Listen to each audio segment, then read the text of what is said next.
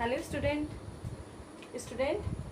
आज का हमारा टॉपिक है solubility of gas in liquid. इससे पहले वाले लेक्चर में हमने पढ़ा था solubility of solid in liquid. आज हम पढ़ेंगे solubility of gas in liquid. ठीक है, तो देखो आज के लेक्चर को शुरू करने से पहले मैं आपके सामने कुछ क्वेश्चन रखती हूँ। ठीक है, आपने नोटिस किया होगा गर्मियों के टाइम पे आप लोग कोल्ड ड्रिंक पीते हैं, सब लोग पीते हैं, तो आपने ऑब्जर्व किया होगा कि जब आपने कोल्ड ड्रिंक के ढक्कन खोलते हो तो आप देखते हो कि उसमें से क्या है, कुछ बबल्स एकदम बाहर तेजी से बाहर आ जाते हैं। होता है ना ऐसा? तो ये बबल्स क्या हैं, किस चीज़ के बबल्स हैं जो एकदम, और ये तेजी से बाहर क्यों आ रहे हैं? ठीक है।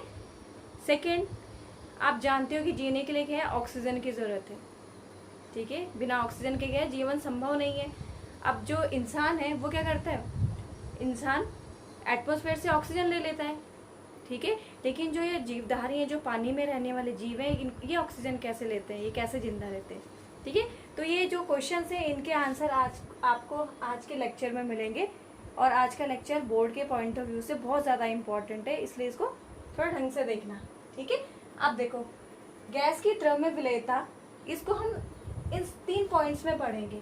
ठीक है, कि इसको प्रभावित करने वाले कारक कौन कौन सी चीज़ें गैस की द्रव्य विलेयता को प्रभावित करती है। पहला है नेचर ऑफ गैस, गैस की प्रकृति कैसी है। सेकेंड है टेम्परेचर, और थर्ड है प्रेशर, जिसको हेनरीज रूल भी बोलते हैं। हेनरी का नियम बहुत इंपॉर्टेंट है, एग्जाम में कई बार पूछा जा चुका है। तो सबसे पहले नेचर ऑफ गैस, गैस की प्रकृति कैसी है। तो देखो क्या होता है कि हर गैस की अलग अलग प्रकृति है। कोई जल्दी डिजॉल्व हो जाती है, कोई थोड़ा टाइम लगा के डिजॉल्व होती है, कोई डिजॉल्व नहीं होती है। तो वो क्या है कि डिपेंड करता है कि गैस का नेचर कैसा है। ठीक है, सेकेंड है, इसमें बस इतना ही जानना काफ़ी है। सेकेंड है टेम्परेचर, कि टेम्परेचर का सॉल्युबिलिटी पे क्या इफेक्ट होता है। ओके, तो इसको ऐसे समझो कि सपोज आपके पास ये है, ये लिक्विड है। ठीक है, इसमें कुछ गैस के पार्टिकल्स हैं। अब आपने क्या किया, इसका टेम्परेचर बढ़ाया, इसको थोड़ा टेम्परेचर दिया, तो क्या होगा, टेम्परेचर को बढ़ाने पर गैस है। अब गैस के पार्टिकल ऐसे एक जगह पे थोड़े ना इकट्ठा रहते, गैस के पार्टिकल्स तो मूव करते रहते, कभी इधर रैंडमली, क्योंकि उनकी टेंडेंसी क्या है, फैलने की, एक्सपेंड होने की टेंडेंसी होती है गैस के पार्टिकल्स की। तो जब इसको टेम्परेचर देते हैं तो वैसे ही इसकी टेंडेंसी एक्सपेंड होने की, टेम्परेचर देने के क्या होता है, इसको और काइनेटिक एनर्जी और एनर्जी मिल जाती है, और ये क्या है, बाहर निकलना शुरू कर देते हैं। ठीक है, तो कहने का मतलब है कि टेम्परेचर को बढ़ाने पर सॉल्युबिलिटी, किसकी सॉल्युबिलिटी, गैस की सॉल्युबिलिटी पानी में। ठीक है, सॉल्युबिलिटी क्या हो जाती है, डिक्रीज हो जाती है। डिक्रीज होने का मतलब कि पार्टिकल्स बाहर निकल गए, तो मतलब गैस की सॉल्युबिलिटी कम हो गई। तो ये जगह कि as we increase temperature, solubility क्या हो जाएगी, सॉल्युबिलिटी डिक्रीज हो जाएगी। तो इतना समझ में आया कि नेचर डिपेंड करता है कि कौन सी गैस जल्दी डिजॉल्व होगी, कौन सी नहीं होगी। टेम्परेचर में मतलब टेम्परेचर बढ़ाने पे सॉल्युबिलिटी घट जाती है। थर्ड है प्रेशर, बहुत इंपॉर्टेंट है कि प्रेशर का सॉल्युबिलिटी पे क्या इफेक्ट होता है, जिसको क्या है, प्रेशर का इफेक्ट दिया था हेनरी ने। हेनरी एक साइंटिस्ट थे, विलियम हेनरी जिनका नाम था। तो उन्होंने इस इफेक्ट को स्टडी किया और उसके बाद इसको अच्छे से इन्होंने डिटेल में बताया। तो चलो स्टडी करते हैं हम। तो देखिए इफेक्ट ऑफ प्रेशर, जो ये इफेक्ट है ये दिया था विलियम हेनरी ने। विलियम हेनरी साइंटिस्ट थे, किसने दिया था, विलियम हेनरी ने दिया था ये नियम। ठीक है, तो देखो क्या हुआ था, क्या बोला था इसने, हेनरी ने कहा था कि जो गैस डिजॉल्व है पानी में, उसका जो मास है, डिजॉल्व गैस का जो मास है वो डायरेक्टली प्रोपोर्शनल होता है प्रेशर के। ठीक है, तो आओ इसको समझते हैं कैसे। सबसे पहले मैं तुम्हें बताती हूँ कि इक्विलिब्रियम क्या है, साम्यावस्था क्या होता है। ठीक है, सपोज करो कि ये आपके पास ऐसा है, ये आपके क्या है, लिक्विड है। इसको क्लोज कर देते हैं, इसका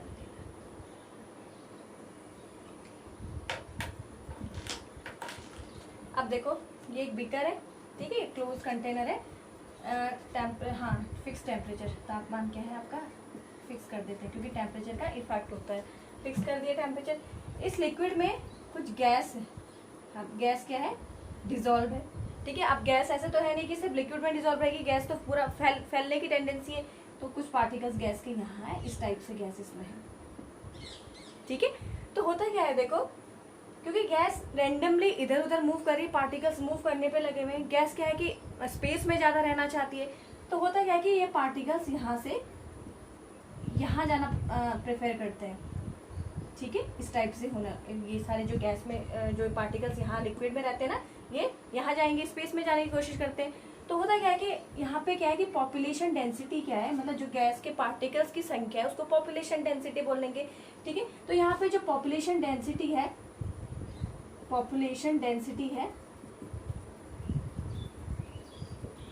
वो क्या हो जाती है, बढ़ जाती है। लेकिन स्टार्टिंग में पॉपुलेशन डेंसिटी बढ़ती है क्योंकि सारे पार्टिकल्स यहाँ ऊपर मूव करते हैं, ऊपर मूव करना चाहते हैं, और कुछ टाइम के बाद क्या है, ये डेंसिटी क्या हो जाती है, कांस्टेंट हो जाती है, मतलब संख्या इनकी पार्टिकल्स की संख्या यहाँ स्थिर हो जाती है। तो पार्टिकल की संख्या का स्थिर होने का मतलब है कि जो कुछ पार्टिकल, जितने पार्टिकल्स यहाँ मूव करते हैं तो उसमें से कुछ पार्टिकल्स क्या है, दोबारा लिक्विड में आ जाते हैं। ठीक है, तो इस कंडीशन को बोला जाता है इक्विलिब्रियम, डायनेमिक इक्विलिब्रियम, मतलब जो चल रहा है, कुछ पार्टिकल्स यहाँ से यहाँ जा रहे हैं, तो कुछ पार्टिकल्स यहाँ से यहाँ वापस पानी में आ जा रहे हैं। ठीक है, तो इस जो स्थिति है इसको बोला जाता है साम्यावस्था, गति, डायनेमिक इक्विलिब्रियम। ठीक है, तो इस स्टेज पे, तो हम इस स्टेज पे रेट ऑफ डिसोल्यूशन किसका डिसोल्यूशन, गैस का घुलना, डिसोल्यूशन उसको ही तो कहते हैं, घुलने की प्रक्रिया को। तो rate of dissolution of gas किसके बराबर हो जाता है, रेट ऑफ, जितनी संख्या में डिसॉल्व हो रहे हैं गैस के पार्टिकल्स लिक्विड में, उतनी संख्या में पार्टिकल्स ऊपर भी जा रहे हैं, एवेपोरेट हो रहे हैं, तो रेट ऑफ एवेपोरेशन एवेपोरेट हो रहे हैं। ठीक है, तो इतना समझ में है कि ये जो स्टेज है ये है डायनेमिक इक्विलिब्रियम की। तो होता है कि सपोज करो, ये देखो इसमें कुछ गैस है, गैस के पार्टिकल्स है। ठीक है, यहाँ पे क्या है, जो हमारा कंटेनर है ये बंद है, तो यहाँ पे क्या है, इस पे क्या है, एटमॉस्फेरिक प्रेशर है, मतलब एटीएम मैंने लिख दिया, एटमॉस्फेरिक प्रेशर है। अब हमने क्या किया, इस पे कुछ लोड लगाया है, कुछ प्रेशर दिया। जब हम इस पे कुछ प्रेशर देंगे तो क्या होगा, प्रेशर देने पे क्या है कि पहले इतना वॉल्यूम था गैस का, प्रेशर देने पे गैस अब इतने वॉल्यूम में घूमेगी, मतलब ये इस टाइप से। ठीक है, फिर तीसरी कंडीशन में कहते हैं इसको और ज्यादा प्रेशर दिया, तो यहाँ पे और ज्यादा संख्या बढ़ेगी गैस की इस वॉल्यूम में। ठीक है, इस टाइप से। तो देखो होता क्या है कि स्टार्टिंग में जब एटमॉस्फेरिक प्रेशर था तो ज्यादा पार्टिकल्स क्या थे, इस वॉल्यूम में पार्टिकल्स आराम से अपना घूम रहे थे। ठीक है, फिर जैसे ही हमने प्रेशर इस पे लगाया तो क्या है, प्रेशर हम इस पे प्रेशर लगाया, मतलब उसको हमने थोड़ा नीचे पुश किया, तो क्या है, पार्टिकल्स यहाँ पे ज्यादा होंगे, यहाँ पे पार्टिकल्स की संख्या क्या हो जाएगी, अब मतलब कम जगह पे इन पार्टिकल्स को रहना पड़ेगा। तो इस कारण क्या होगा, ये पार्टिकल्स अंदर एंटर करेंगे। पहले सोचो कि यहाँ पे 2 पार्टिकल्स है, उसके बाद हमने इस पे थोड़ा प्रेशर लगाया तो ये कुछ पार्टिकल्स पानी में चले गए। इस पे और ज्यादा प्रेशर लगाया तो क्या है, फिर यहाँ पे पार्टिकल्स की संख्या बढ़ी इस एरिया में, तो क्या है कि ये नीचे इस लिक्विड से टकराएंगे, इसमें और ज्यादा एंटर करेंगे। ठीक है, तो हेनरी ने देखा, जब उसने ये प्रैक्टिकल किया तो उसने देखा कि जो इसको मिटा देती हूँ, कि जो मास है इसका, गैस का जो मास है, जो डिसॉल्व्ड गैस का मास है, वो किसके प्रोपोर्शनल है, डायरेक्टली प्रोपोर्शनल है किसके, प्रेशर के। मतलब मास of the dissolved gas in liquid, इसमें मतलब कितना मास गैस का क्या है, डिसॉल्व हुआ है, तो इसको लिख एम क्या है इसमें, mass of dissolved gas in liquid. हाँ, एक और चीज मैं बता देती हूँ।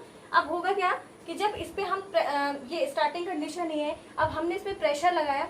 ठीक है, जब हम इस पे प्रेशर लगाएंगे तो क्या होगा कि पार्टिकल्स इस एरिया में कंसंट्रेट हो जाएंगे। ठीक है, तो इस दोबारा क्या है, यहाँ पे एक इक्विलिब्रियम डेवलप हो जाएगा, मतलब जितने पार्टिकल्स यहाँ नीचे जाएंगे उतने ही पार्टिकल्स ऊपर आएंगे। तो इसको इस एरो से दिखा देते हैं। फिर हमने दोबारा प्रेशर लगाया तो फिर क्या हो जाएगा, ये इक्विलिब्रियम की कंडीशन यहाँ पे डेवलप हो जाएगी। बात समझ में आ रही है? ठीक है, तो उसने देखा कि mass of the dissolved gas in liquid, मतलब इस लिक्विड में कितनी अमाउंट गैस की डिजॉल्व हो रही है, वो किस पे डिपेंड करती है? वो डायरेक्टली प्रोपोर्शनल है प्रेशर की। कौन सा pressure? Pressure of the gas, pressure of the gas above the liquid. ये लिक्विड है ना इतना, तो किसके प्रोपोर्शनल, मतलब इस प्रेशर पे डिपेंड करता है कि इस जो ये गैस का प्रेशर है वो कितना है। ठीक है, तो ये mass of the dissolved gas in liquid is directly proportional to the P से क्या होगी? पी क्या है? Pressure, pressure of the gas above the liquid. बात समझ में आ गया? क्योंकि क्या हुआ कि प्रेशर को लगाने पे ही तो ये जो पार्टिकल्स है ज्यादा यहाँ एंटर किए। ठीक है, जैसे जैसे हमने इसमें प्रेशर बढ़ाया, ज्यादा अमाउंट गैस की यहाँ डिजॉल्व होने लग गई, मतलब सॉल्युबिलिटी हमारी बढ़ी, गैस की सॉल्युबिलिटी बढ़ी प्रेशर लगाने पे। तो इसने बोला कि जो मास है, मतलब मास का मतलब उसकी सॉल्युबिलिटी गैस की, तो गैस की सॉल्युबिलिटी किस पे डिपेंड कर रही है?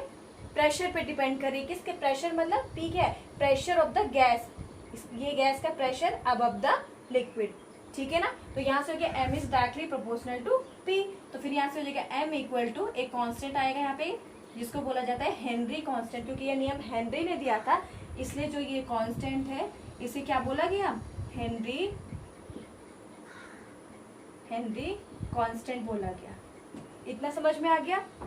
तो कि हेनरी का नियम क्या है? हेनरी का नियम ये है कि एक फिक्स तापमान पर अगर टेम्परेचर हमारा फिक्स हो तो पानी में क्या है? Mass of dissolved gas in liquid वो किसके प्रोपोर्शनल होता है? Pressure of the gas above the liquid, मतलब उसके दाब के अनुक्रमानुपाती होता है।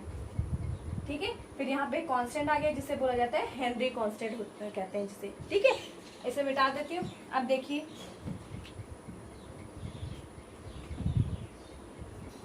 अब हेनरी कांस्टेंट की बात करते हैं।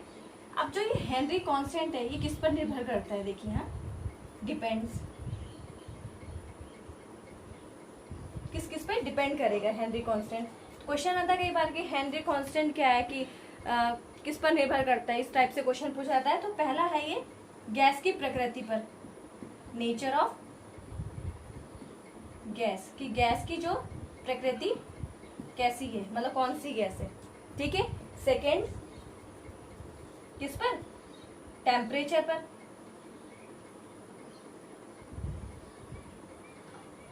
किस पे? टेम्परेचर पे। टेम्परेचर का भी मैंने इफेक्ट बताया था ना कि क्या होता है, टेम्परेचर क्या होना चाहिए? इसमें फिक्स होना चाहिए, क्योंकि टेम्परेचर को राइज करने पर क्या होता है? सॉल्युबिलिटी में अंतर हो जाता है, माइनस घट जाती है सॉल्युबिलिटी। और थर्ड है किस पे डिपेंड करेगा? केज, प्रेशर की यूनिट पे, क्योंकि अगर प्रेशर की यूनिट हमने एटीएम ली है तो क्या हो जाएगी इसकी यूनिट? ग्राम पर एटीएम। अगर हमने बार लिया है तो इसकी यूनिट क्या हो जाएगी? ग्राम पर बार होगी। ठीक है, तो थर्ड हो गया आपका डिपेंड्स ऑन यूनिट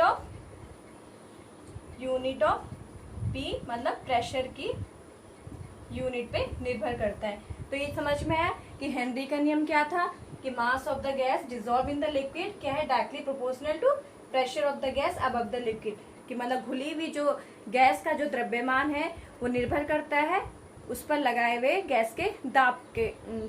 ठीक है ना, और जो हेनरी का कांस्टेंट है वो इन तीन फैक्टर पे डिपेंड करता है, तो इसको नोट कर लीजिए। ठीक है, अब आता है, आपने पढ़ लिया हेनरी का नियम क्या है। अब है कि इसकी कुछ सीमाएं हैं, कुछ लिमिटेशन है कि कहाँ पे हेनरी का नियम अप्लाई होता है। ठीक है, कुछ लिमिटेशन है। तो पहले इसकी लिमिटेशन है कि जो सिस्टम है आपका, जो ये सिस्टम, उसमें क्या है कि प्रेशर क्या है? लो होना चाहिए, और जो तापमान है वो हाई होना चाहिए, मतलब गैस जो है उसका व्यवहार आदर्श आइडियल बिहेवियर होना चाहिए। ठीक है, पहली लिमिटेशन ये नोट कर लीजिए। सेकंड है कि गैस ऐसा नहीं होना चाहिए कि गैस ने क्या है सॉल्वेंट के साथ रिएक्शन शुरू कर दी। ठीक है, कि गैस क्या है सॉल्वेंट के साथ रिएक्शन करके कुछ और ही चीज बना दे। तो इसकी सेकंड लिमिटेशन है कि gas should not combine with solvent, gas solvent के साथ कंबाइन नहीं होनी चाहिए। ठीक है, तो इसकी दो लिमिटेशन है, कई बार एग्जाम में पूछी जाती है, तो इसको नोट कर लीजिए। अब आता है, हमने पढ़ा रूल क्या है। ठीक है, सेकंड हमने पढ़ा हेनरी कांस्टेंट किस फैक्टर पे डिपेंड करता है। थर्ड हमने पढ़ा लिमिटेशंस क्या है। अब चौथा हम पढ़ेंगे इस एप्लीकेशन की, जो हेनरी का रूल है वो कहाँ पे अप्लाई किया जा रहा है। ठीक है, ये सब नोट कर लीजिए। अब देखिए एप्लीकेशन ऑफ हेनरीज रूल। ठीक है, पहला एप्लीकेशन है इन कार्बोनेटेड ड्रिंक। जो मैंने लेक्चर से पहले क्वेश्चन पूछा था ना कि जब आप कोल्ड ड्रिंक की बोतल ओपन करते हो तो क्या है कि आपको बबल्स तेजी से निकलते हुए दिखाई देते हैं, तो यहाँ पे उसका एप्लीकेशन होता है। अब देखो कैसे एप्लीकेशन होता है। आपने पढ़ा हेनरी का नियम था कि M is directly proportional to P, मतलब जो गैस का मास, जो डिजॉल्व गैस का मास है, जो डिजॉल्व गैस का मास है वो किसके डायरेक्टली प्रोपोर्शनल होता है, मतलब प्रेशर के। मतलब अगर प्रेशर ज्यादा होगा, इस रिलेशन से क्या निकलता है कि अगर प्रेशर ज्यादा होगा तो गैस ज्यादा घुली होगी लिक्विड में, गैस क्या है ज्यादा घुली होगी। तो क्या होता है कि जब जो भी कार्बोनेटेड ड्रिंक होते हैं उसमें CO2 ऐड होती है, क्या होती है, कार्बन डाइऑक्साइड गैस ऐड होती है। तो जो वो बबल्स दिखाई देते हैं ना तेजी से निकलते हुए, वो CO2 गैस होती है। तो होता क्या है कि उसको टाइटली सील किया जाता है। सील इसलिए किया जाता है कि जितना ज़्यादा उसको प्रेशर अप्लाई किया होगा गैस उतना ज़्यादा उसमें घुलेगी। ठीक है, गैस क्या है ज़्यादा घुली होगी। अब जैसे ही आप ढक्कन को ओपन करते हो, ढक्कन को खोलते हो, तो प्रेशर क्या है एकदम से रिड्यूस हो जाता है। प्रेशर क्या है एटमॉस्फेरिक प्रेशर में चेंज हो जाता है। मतलब जैसे ढक्कन लगाइए ना, टाइट कर रखी, सील कर रखी है उसको, तो उस समय प्रेशर ज़्यादा है तो गैस भी ज़्यादा डिजॉल्व है ड्रिंक में। अब क्या है कि जैसे ही ढक्कन खोलोगे तो क्या होगा कि प्रेशर रिड्यूस हो जाएगा। जब प्रेशर रिड्यूस होगा तो सॉल्युबिलिटी भी रिड्यूस हो जाएगी गैस की, और गैस क्या है एकदम से बाहर आ जाएगी। अब क्वेश्चन ये है, सेकंड क्वेश्चन ये होता है कि CO2 उसमें डाली क्यों है, कोल्ड ड्रिंक में आप CO2 ऐड क्यों करते हैं। तो इसका रीज़न क्या है कि जो डिजॉल्व CO2 है, मतलब जब वो CO2 को उसको ड्रिंक में डिजॉल्व करते हैं तो वो बनाती है कार्बोनिक एसिड बनाती है। और जो कार्बोनिक एसिड है उसका टेस्ट क्या होता है, बहुत ज़्यादा मज़ेदार टेस्ट होता है। ठीक है, मतलब चिल टेस्ट है, बिल्कुल प्लेजेंट टेस्ट है। तो इस वजह से उसके टेस्ट को अच्छा करने के लिए, टेस्ट को बढ़ाने के लिए उसमें CO2 ऐड की जाती है। और जैसे ही हम ढक्कन खोलते हैं, प्रेशर को रिड्यूस करते हैं, वैसे ही गैस एकदम से बाहर आ जाती है। तो बात समझ में आएगी कि इसका यूज़ क्या है, एप्लीकेशन ऑफ हेनरीज रूल क्या है, कार्बोनेटेड ड्रिंक में। जितनी भी आपकी ड्रिंक्स होती है, पेप्सी, माजा, कोका कोला, ड्यू वगैरह जो भी है, वहाँ पे यही रूल अप्लाई होता है कि M is directly proportional to P। मतलब कहने का मतलब है कि जो M मतलब सॉल्युबिलिटी एक तरफ से ले लो, mass of the gas dissolve in the liquid है ना, मतलब सॉल्युबिलिटी उसकी, गैस की सॉल्युबिलिटी। तो जो गैस की सॉल्युबिलिटी है वो डिपेंड करती है उस पर प्रेशर उसके ऊपर कितना प्रेशर लगा है उस पर डिपेंड करती है। ठीक है, सेकेंड है इसका,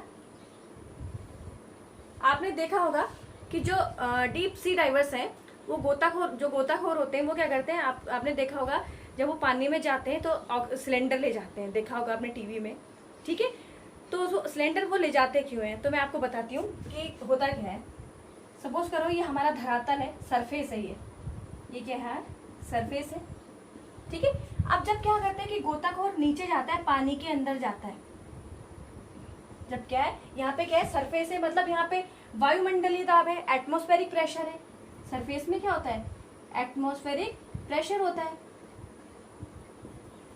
इतना सब जानते हैं। अब वो जैसे नीचे पानी में जाता है तो आप जानते हो कि जैसे जैसे डेप्थ, गहराई बढ़ती है वैसे वैसे प्रेशर भी बढ़ता है। तो गहराई में क्या होता है कि प्रेशर इंक्रीज होता है। ठीक है, अब आप जानते हो कि जैसे गैस है, जो एटमॉस्फेयर में जो गैस होती है, नाइट्रोजन होती है, ऑक्सीजन होती है। तो ऑक्सीजन क्या है हम लोग यूज करते हैं, ठीक है, मेटाबॉलिक प्रोसेस में यूज होती है ऑक्सीजन। और नाइट्रोजन क्या है कि हमेशा याद रखना कि नाइट्रोजन क्या है कि एटमॉस्फेरिक प्रेशर, जो आपका एटमॉस्फेयर में जो नाइट्रोजन गैस होती है वो इनसॉल्युबल होती है, वो क्या है, इनसॉल्युबल होती है। बात समझ में आ रही है। तो होता है कि जैसे जैसे प्रेशर इंक्रीज होता है, प्रेशर इंक्रीज होगा तो सॉल्युबिलिटी ऑफ गैस क्या हो जाएगी, सॉल्युबिलिटी किसकी, गैस की इंक्रीज हो जाएगी। ठीक है, अब इंक्रीज होके, ठीक है, तो क्या होता है कि जैसे जैसे गहराई बढ़ती है प्रेशर क्या होता है, इंक्रीज होता जाता है। प्रेशर इंक्रीज होएगा तो सॉल्युबिलिटी, गैस की सॉल्युबिलिटी क्या हो जाएगी, इंक्रीज हो जाएगी। अब देखो क्या होती है, मेजर अमाउंट गैस का क्या होता है, ऑक्सीजन होता है, नाइट्रोजन होता है। अब ऑक्सीजन तो पूरा नीचे मेटाबॉलिक प्रोसेस में यूज हो गया, ठीक है, नाइट्रोजन भी क्या हो जाएगा, यूज हो जाता है। लेकिन जैसे ही जो आपका गोताखोर है वो ऊपर आता है, सरफेस पे आता है, क्योंकि सरफेस पे क्या है, एटमॉस्फेरिक प्रेशर पे क्या है, नाइट्रोजन क्या होती है, इनसॉल्युबल होती है। तो जैसे ही वो सरफेस पे आएगा तो जो नाइट्रोजन गैस है जो कि क्या है इनसॉल्युबल है एटमॉस्फेरिक प्रेशर पे, वो बाहर आने की कोशिश करती है। अब वो क्या है तेजी से बाहर आने की कोशिश करती है, जिससे क्या है उसके मतलब क्या कहते हैं इसको बेंडिंग, हाँ इसको उसकी मतलब नर्व्स वगैरह टूटने का खतरा रहता है। ठीक है, तो इससे बचने के लिए क्या किया जाता है, जो सिलेंडर में 3 गैसों का मिक्सचर रखा जाता है, हीलियम, नाइट्रोजन और ऑक्सीजन। तो ठीक है, तो ये 2 एप्लीकेशन काफ़ी है आपके लिए, 2 एप्लीकेशन पढ़ लीजिएगा। आज हमारा हेनरीज लॉ कंप्लीट हो गया। ओके।